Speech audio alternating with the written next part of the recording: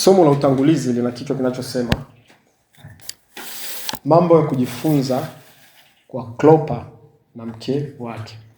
Mambo ya kujifunza kwa Klopa na mke wake. Jumatano kama leo ni Jumatano Bible Study. Kwa hiyo mambo haya ambayo tunajifunza huwa tunaweka kidogo kama darasa. Tunajifunza Biblia. Kwa hiyo leo tutajifunza mambo kadhaa kutoka kwa hii familia ya mtu mmoja ambaye anajulikana kwa jina la Klopa pamoja na mke wake. Lakini naomba tuanze habari ya huyu mke wa Klopa. Jina lake halijatajwa, anatajwa tu kama mke wa Klopa. Kitabu cha Yohana sura 19 na mstari wa 25. Naomba tusome habari. Kuna kitu tutajifunza siku leo ambacho nataka pia tuwe tunakifanyia kazi. Matendo ya Mitume Yohana sura 19, Yohana mtakatifu sura 19. Yohana sura 19 na mstari wa 25. Sikiliza haya maneno. Anasema, na penye msalaba wake Yesu walikuwa wamesimama mamaye na umbu la mamaye,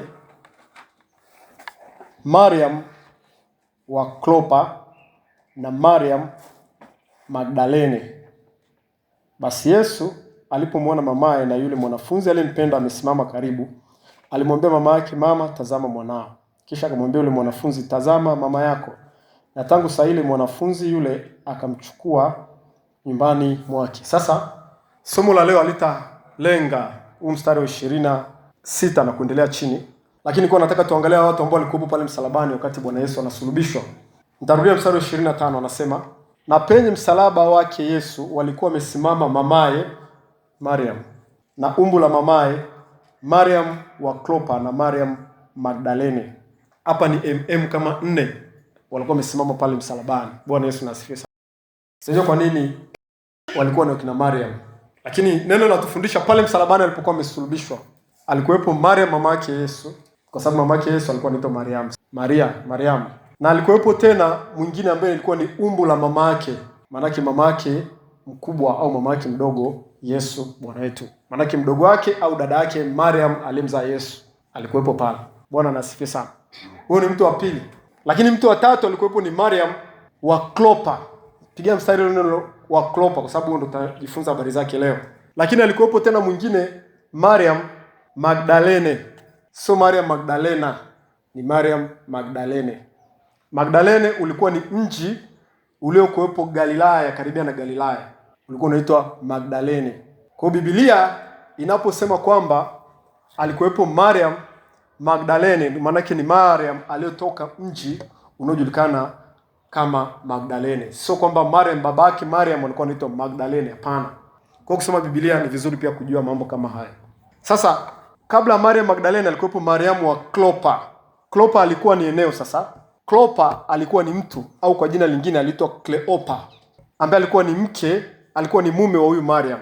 Sasa nataka tuangalie hao watu kwa nini walitajwa majina yao hivi na sifa alizokuwa nazo. Sote tunamjua Mariam mama yake Yesu alitokana na malaika, akaambiwa kwamba atapata mimba kwa uwezo wa Roho Mtakatifu, akamzaa mwokozi ulimwengu ambaye ni Yesu Kristo. Tunajua habari zake, si ndio? Kuna kitu kilikuwepo kwake. Huyu Mariam mwingine Biblia haijamtaja, huyu mama yake mkubwa ambaye alikuwa ni mama yake mkubwa Bwana wetu Yesu Kristo kwa namna ya mwili, maana yake mdogo wake au dada yake Mariam alimzaa Yesu. Hajatajwa habari zake hapa, ndio maana hata jina lake halijatajwa. Lakini hao wengine majina yao yametajwa, Mariam wa Klopa na Mariam Magdalene. Sasa kwa wale wasomaji wa Biblia watakuwa wanajua kabisa kwamba mtu wa kwanza kuona kufufuka kwa Bwana wetu Yesu Kristo alikuwa ni huyu mwanamke wa kwanza, alikuwa ni Mariam Magdalene. Kwa sababu ndo mara ya kwanza kabisa wakati wale mama ameenda kule kaburini, naye alikuwepo. Wale mama amerudi akabaki kule kaburini, akaa analia pale kaburini. Akaa analia, amini macho yake. Alikuwa nadhani Yesu kaibiwa na watu wahuni. Kwa sababu alikuta jiwe limesogezwa mbali, alafu mwili wa Bwana Yesu hayupo kaburini. Kwa Mariam Magdalena alipokuwa pale analia, akatokewa na Yesu mwenyewe lakini kwa sura ya mtunza bustani. Kwa alipomuona Yesu akamfuata Mariam Magdalena akamwambia, mama, unalia nini? Yule Mariam hakujua kama ni Yesu anazungumza naye. Akasema, nahuzunika kwa sababu amemchukua bwana wangu na sijui alipompeleka. Kristo akamwambia Mariam. Ile neno ilipotoka Mariam, ile sauti, akasikia sauti, mbona kama anaijua, mbona kama ni sauti aliyekufa, alikuwa amekufa.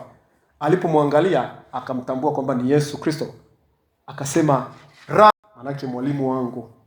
Huyo alikuwa ni Mariam Magdalene. Lakini angalia watu jinsi walivyokuwa na mahusiano na Mungu na Yesu kiasi cha kwamba walipata ofa ya ajabu sana. Hapa wanafunzi bado walikuwa hajatokewa Yesu. Petro alikuwa hajui kama Yesu kafufuka. Andrea alikuwa hajui kama Yesu kafufuka. Hata Yusuf kama babake Yesu alikuwepo hai, alikuwa hajui. Hakuna mtu mwingine alikuwa anajua. Wa kwanza kufahamu alikuwa ni Maria Magdalene. Ndio wa kwanza kabisa. Lakini angalia, alikuwa na Bwana kuanzia msalabani. Lakini alikuwepo tena mwanamke wa pili ambaye alikuwa ni mkewe Klopa. Mkewe Klopa alikuwa orodha ya wale mama ambao walienda asubuhi. Sasa kwa nini anaitwa mkewe? Kwa nini Klopa katajwa? Huyu Klopa na yeye alikuwa ni mume wake huyu mwanamke ambaye alikuwa anaitwa Mariam. Lakini naye pia alikuwa ni mtu ambaye anafuatilia habari za Yesu kwa kina sana. Lakini angalia matokeo ya kufuatilia habari za Yesu ni nini? Huyu wa kwanza tumeona Maria Magdalene alikuwa pale msalabani, lakini baadaye akawa kwanza kumuona Yesu. Mwanamke wa kwanza kumuona Yesu. Mwingine huyu sasa ambaye alikuwa ni Mariam mkewe Klopa. Twende sasa tukaangalia kwa nini katajwa kwamba wa Klopa. Kwa nini Klopa? Kwa nini singetajwa tu Mariam ambaye alikuwa anamfuata Yesu? Lakini akatajwa wa Klopa. Huyu Klopa alikuwa ni nani? Twende kwenye kitabu cha Luka sura ile 24 mstari wa 13 hadi 24. Tumsome huyu tuweze kujua habari zake. Ni nini Biblia inataka kutufundisha kuhusiana na hao watu. Ukisoma kwenye Biblia ukikutana na jina linatajwa la pili yake kafuatilie. Ukikuta tarehe zimeandikwa kwenye Biblia usione kwamba Biblia inataka kujaza kurasa, zina maana. Kitabu cha Luka sura 24 na ule mstari wa 13 tunaona habari wale watu waliokuwa wanaenda kijiji kinachoitwa Emau. Njiani walikutana na Yesu. Sasa naomba nisome habari hii nawe utanifuatilia. Nitasoma kuanzia mstari wa 13 hadi 24. Kisha baada hapo nitasema ni nini tunachotakiwa kujifunza au tunachoweza kupata katika habari. Luka mtakatifu sura 24 mstari wa 13 hadi 24. Biblia inasema hivi: na tazama, siku ile ile watu wawili miongoni mwao walikuwa wakienda kijiji kimoja jina lake Emau. Hapa ni Yesu kashafufuka. Alafu Maria Magdalene kashamuona Yesu. Alafu kashaenda kuambia wanafunzi wake kwamba Yesu kafufuka. Wanafunzi hawaamini. Na mmoja wapo watu ambao walisikia habari hizo ni hao watu wawili. Sasa sikiliza habari hii. Nitarudia tena. Na tazama, siku ile ile, siku gani? Yesu alifufuka. Watu wawili miongoni mwao walikuwa wakienda kijiji kimoja jina lake Emau, kilichokuwa mbali na Yerusalemu kama mwendo wa saa 2. Nao walikuwa wakizungumza wao kwa wao habari za mambo hayo yote yaliyotukia. Ikawa katika kuzungumza na kuulizana kwao, Yesu mwenyewe alikaribia akaandamana nao.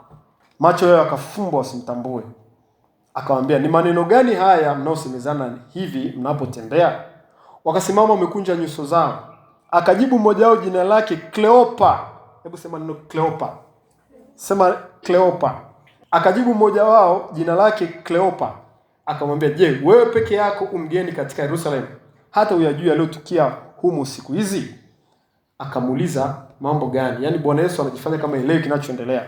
Na hata sasa hivi Yesu huaga anajifanyaga hivyo hivyo. Hajabadilika, ni yeye yule. Anataka kutupima tunawaza nini, tunafikiri nini, tunajua nini. Akawauliza, mambo gani? Mstari wa 19 huo. Wakamwambia, mambo ya Yesu wa Nazareth aliyekuwa mtu nabii, mwenye uwezo katika kutenda na kunena mbele za Mungu na watu wote. Tena jinsi wakuu wa makuhani na wakubwa wetu walivyomtia katika hukumu ya kufa wakamsulubisha. Nasi tulikuwa tukitumaini, manake huyu Kleopa na wenzake alikuwa miongoni mwa wanafunzi wa Yesu. Tarudia pale mstari wa 21. Nasi tulikuwa tukitumaini ya kuwa yeye ndiye atakayewakomboa Israeli. Zaidi ya hayo yote, leo ni siku ya 3 tangu alipotendeka mambo hayo. Tena wanawake kadha wa kadha wa kwetu walitushtua waliokwenda kaburini asubuhi na mapema. Wanawake kadha wa kadha, maana na mmoja wapo ni mke wake. Wasione mwili wake, wakaja wakasema kwamba wametokewa na malaika waliosema kwamba yu hai. Na wengine walikuwa pamoja nasi walikwenda kaburini wakaona vivyo hivyo kama wale wanawake walivyosema, ila yeye hawakumuona. Hao ni wanafunzi wa Yesu. Walipoambiwa na kina Maria Magdalene kwamba Yesu kafufuka, Petro na Yohana alitoka kasi wakaenda kule kaburini. Kwenda kufika kule hawakumuona Yesu. Wakarudi. Wakaambia na kina Kleopa, bwana, tumesikia habari za kufufuka huko kwa Yesu, lakini tumeenda kaburini hakuna. Sasa Kleopa mmoja wapo na mwenzake wanampa Yesu shuhuda huo, kumbe wajua anayezungumza naye ni Yesu. Sikiliza habari inayoendelea pale. Mstari wa 25, wakaambia, enyi msiofahamu wenye mioyo mizito ya kuamini yote waliyosema manabii. Je, haikumpasa Kristo kupata mateso haya na kuingia katika utukufu wake? Akaanza kutoka Musa na manabii wote, akaeleza katika maandiko yote mambo yaliyomhusu yeye mwenyewe. Wakakikaribia kile kijiji walichokuwa kienda, naye alifanya kama anataka kuendelea mbele. Wakamshawishi wakisema, kaa pamoja nasi kwa kuwa kumekuchwa na mchana unakwisha. Akaingia ndani kukaa nao. Ikawa alipokuwa ameketi nao chakulani, alitoa mkate akabariki, akaumega akawapa. Yakafumbuliwa macho yao wakamtambua, kisha akatoweka mbele yao. Wakaambiana, je, mioyo yetu haikuwaka ndani yetu hapo alipokuwa akisema nasi njiani na kutufunulia maandiko? Wakaondoka saa ile ile wakarejea Yerusalemu, wakawakuta wale 11 wamekutanika, wao na wale waliokuwa pamoja nao. Wakasema, Bwana amefufuka kweli kweli.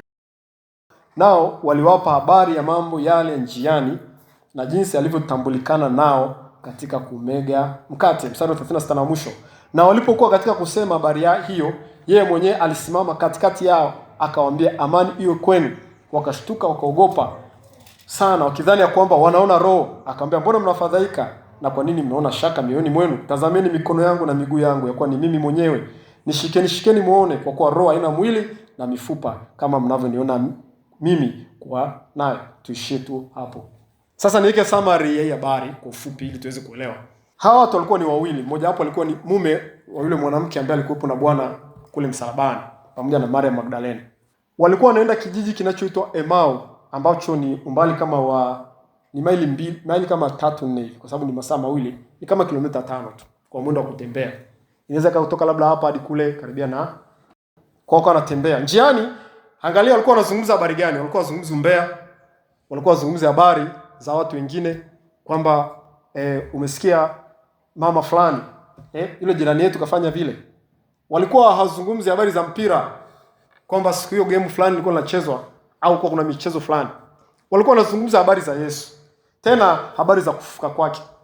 Zile habari zikawa mbinguni, wakawa wanasikilizwa, hawajijui kwamba wanasikilizwa. Na Kristo akaona watu wanahitaji msaada kwa kuwa na nia ya kujua kuhusiana na nyakati na majira. Kristo saa hiyo kafufuka asubuhi. Kulikuwa kuna watu wengi wanaenda vijiji mbalimbali. Sio tu wale kwamba kwa sababu tu wako wanaenda kijijini ndio wakatokea na Yesu, hapana. Kuna wengine pengine wako wanaenda vijijini kulima, wengine ndio wanatoka kwenda vijijini labda kufanya shughuli zao, kupeleka wagonjwa, wengine wafanya wanaofanya. Lakini hao walikuwa wanaenda kwa lengo la mambo yao. Biblia haijataja kwenda kufanya nini huko, kwa sababu Biblia haihusu sisi mambo wanaenda kufanya huko. Hayagusi sana moyo wa Mungu. Tukiamka asubuhi na kwenda makazini mwetu, sio vitu vinavyogusa sana moyo wa Mungu. Kinachogusa moyo wa Mungu ni kitu gani ambacho unakiwaza kuhusiana na mbingu. Bwana Yesu nasifiwe sana. Pale Kristo akaungana nao akiwa na sura ile, lakini walikuwa wamefumbwa macho yao. Hata sasa hivi Yesu anatembea katika mwili. Watu wanakutana naye na hawajui. Malaika wanatembea, watu wanakutana nao hawajui. Alafu Kristo akaungana nao, akauliza, ni vipi mnaongelea habari gani? Wakaanza kusema, tunaongelea habari za mtu mmoja ambaye siku 3 zilizopita tulimtumainia yeye ndo angekuwa na Israeli, lakini amekufa sasa. Wenyewe ndo kama mazoea, sasa amekufa. Na siku leo tunashangaa wamama wameenda kaburini hawajakuta mwili wake, alafu akasema ametokewa na malaika. Hili jambo linatushangaza. Ni jambo la design gani? Kristo akaanza kuwafundisha yote kuhusiana na maandiko, habari za kuhusu yeye mwenyewe, sio habari za kuhusu mambo alikuwa anaendea huko kijijini. Habari za kuhusu yeye mwenyewe kuanzia Musa mpaka manabii wote. Wakaelewa kwanza maandiko kabla Yesu kujidhihirisha kwao. Ufunuo kwanza wa kumjua Yesu ni maandiko, sio kutokewa na Yesu. Kwa hiyo wakiwa kule katika kujifunza, wakawa wanasikiliza mahubiri kuhusu habari za Yesu, wakapata ufunuo, wakaamini kwanza. Alafu walipofika nyumbani, Kristo akachukua mkate, akaumega, akawapa. Ina ufunuo wake. Pale macho yao kafunguliwa. Wakamwona, huyu si ndio yule Bwana tulikuwa tunamsikiliza mafundisho yake. Huyu si ndio yule sulubiwa pale Calvary. Huyu si ndio yule kufa aliyosema amekufa huyu.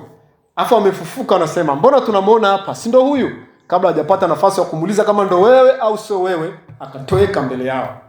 Bwana Yesu nasifiwe sana.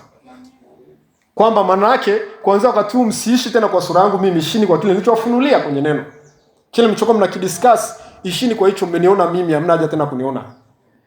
Akatoweka, wakarudi haraka angeenda kuambia wale watu kule kwamba jamani, Kristo kweli kafufuka kweli. Wakaanza kuelezea wale 11 kwamba tangu tulipokuwepo, alipoanza kutufunulia maandiko na alipomaliza kumega mkate, yale maneno ambayo Kristo aliwaambia hawa watu wawili, ndo hayo watu wawili wakaenda kuambia wale 11, ndio wakamvuta Yesu kutokea katikati yao. Bwana Yesu asifiwe sana. Hakuna kitu kingine tena kilichofanya Kristo atokee katikati ya wale 11. Ni maneno yale ambayo ule ushuhuda ambao alikuwa amebeba baada ya kusikia Yesu anaeleza kuanzia Musa mpaka manabii wote. Wakafika akamwambia Bwana, alituambia hivi kwenye maandiko, alituonyesha andiko hili, akatuonyesha andiko hili, afa akamaliza kumega na sisi mkate. Alipomaliza kumega na sisi mkate akapotea katikati yetu. Aliposema amepotea ndio wakatokea na hao 11 wote wakamuona, wakaingia na shaka. Bwana Yesu asifiwe sana. Sasa angalia kitu kimoja. Hao 11 hawajamuona Yesu, ambao ni wanafunzi wa Yesu. Lakini huyu Kleopa ambaye hakuwa hata miongoni mwa wale kundi ambalo alitaenda kumuona Yesu, ambalo lilikuwa 11 mitume, hakuwa katika ile kundi, lakini alitangulia kumuona Yesu. Bwana anasifiwe sana. Maria Magdalene ambaye alikuwa ni mwanamke tu, Biblia inasema alitokwa na pepo 7. Yesu wakati anaenda kumuita Maria Magdalene, alitokwa na mtoa pepo 7. Kwa hiyo ni wanawake ambao walikuwa wanajulikana ni wanawake ambao yani tunaweza tukasema ni wa mwisho kabisa, kwa sababu waliingia katika utumishi wa Bwana Yesu wakiwa wamefunguliwa na vifungo vingi. Lakini ndio wa kwanza kumuona Yesu. Hali kadhalika pia kuna watu ambao siku za mwisho watakuwa wa kwanza kumuona Yesu. Kama Yesu anavyosema wa kwanza atakuwa mwisho na mwisho atakuwa wa kwanza. Lakini watakao kuwa wa kwanza ni wapi? Ni wale ambao wanajishughulisha sana na habari za Yesu Kristo. Mke wa Kleopa alikuwa pale msalabani na Yesu. Alikuwa anafikiria habari za kufuka kwa Yesu. Mume wake akatokewa na Yesu. Na ule mume wake naye alikuwa anazungumza habari za Yesu, akatokewa na Yesu. Maria Magdalene alikuwa pale msalabani, akaja akamuona Yesu. Na wale wanawake baadaye walikuja kumuona Yesu, mitume walikuwa baadaye mwisho. Amen. Kwa nini ambacho nataka leo tujifunze? Ninachotaka tujifunze au Roho Mtakatifu anachotaka tujifunze ni ukaribu wa sisi na Yesu. Ukimtafuta Yesu atajifunua kwako. Ukizungumza habari za Yesu atajifunua kwako. Ukiona vipindi vya kukana na wenzako kuzungumza habari za Yesu, ndipo utakapomuona Yesu. Usifikiri utamuona Yesu kwa kukaa peke yako au kwa kudiscuss mambo mengine. Usifikiri utamuelewa Yesu kwa wewe kutafuta mambo yako tu. Utamuona Yesu, utamfahamu Yesu kwa kujishughulisha na mambo ya Yesu. Lakini utashindwa kumjua Yesu na hutamuelewa Yesu kwa wewe kutokujishughulisha na mambo ya Yesu Kristo. Na ni kitu gani tena unachoweza kukiona? Maandiko Yesu aliwafunulia kuanzia mwanzo hadi mwisho, kuonyesha kwanza sura yake. Hatuwezi kumuona Yesu nje na Biblia. Huwezi kumuona Yesu nje na Biblia kama anavyotaka yeye tumuone. Ndio ujumbe ambao nataka kuwapa leo watu wema, kwamba someni neno sasa, msianze kunifikiria mimi, ndio maana akatoweka mbele yao. Na wale kule pia wakati wanasikilizia kwamba mbona tumeambiwa anafufuka na sisi mbona tutokee, mpaka alipokuja kuambiwa maneno yale yale ndipo na wenyewe akatokewa. Kwa hiyo ni lazima tujifunze Biblia. Lazima tujishughulishe pia kuzungumza habari za Yesu. Ukiwa kazini, sema habari za Yesu. Ukiwa shuleni, zungumza habari za Yesu. Ukiwa kanisani, zungumza habari za Yesu. Ukiwa na rafiki yako, zungumza habari za Yesu. Utamwona hapo atakutendea. Na faida nyingine ambayo naona kabisa hawa watu wemao pia walipata. Mpaka wanarudi kijijini, wanarudi mjini, maana yake kule kijijini walipokwenda, licha tu ya Yesu kuwatokea, naamini pia haja za mioyo yao zilitimia kule. Pengine walienda kule walikuwa wanahitaji labda fedha, au walikuwa wanahitaji chakula, au wanaenda kusalimia ndugu, au kuna jambo fulani.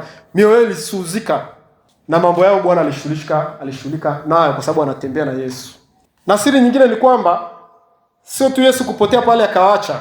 Alirudi nao lakini katika njia kama ile ya kwanza. Ndio maana mwishoni alienda kuwatokea wakiwa wote 11.